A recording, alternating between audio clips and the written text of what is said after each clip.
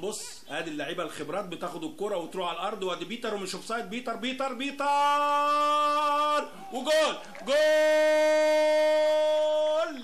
يا خبر ابيض. الدقيقة 11 بامضاء النيجيري بيتر ايبن بوي. بيتر ايبن بوي الهدف الاول في الدقيقة 11. 1-0 النادي الاهلي. الهدف الاول بيتر ايبن بوي.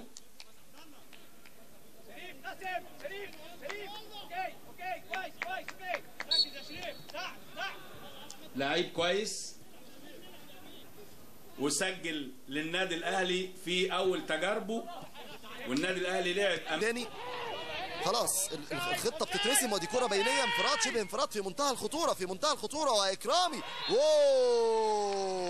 ضربه جزاء، وضربه جزاء. لسه بتكلم واللي بقول عليه ولسه بتكلم، انذار لشريف اكرامي بيطالب بتسلل، لكن هنشوفها تاني. دفاع الاثنين مساكين النادي الاهلي، التمركز وحش قوي يعني. حسين السيد مغطي الاوفسايد، والاثنين المساكين ورا الاثنين المهاجمين بتوع نادي فرقه الرجاء، وبالتالي انفراده من طارق سالم. اتاخر للحظه شريف اكرامي، فلت فيها طارق سالم، وفعلا هو ما لمسوش الحقيقه شريف. يعني انا على واضح رؤيتي من هنا فين التلامس؟ هنسيبها للاستوديو التحليلي. لا الحقيقه ما فيهاش حاجه خالص، ما لمسوش شريف لكنه لبسها. ولا ده امير قيصر؟ ده غالبا امير رقم 14، امير قيصر. ضربه جزاء على النادي الاهلي، ولحظه لتغيير مفصلي في المباراه. هيتعامل عليها ازاي شريف اكرامي؟ يتحرك شريف، يا ولد حطها حلوه امير قيصر، حطها ممتازه، موه بجسمه قبل ما يحطها. هدف التعادل، يرجع تاني المباراه زي ما كانت. ولسه بقول الاهلي خايف يتلط، سجل على طول، واحتفال على طريقه البلاي ستيشن لامير قيصر. يا ولد شوف دخل بصدره كده، خلى شريف بره اللعبه تماما. 1 النادي الاهلي 1 نادي الرجاء.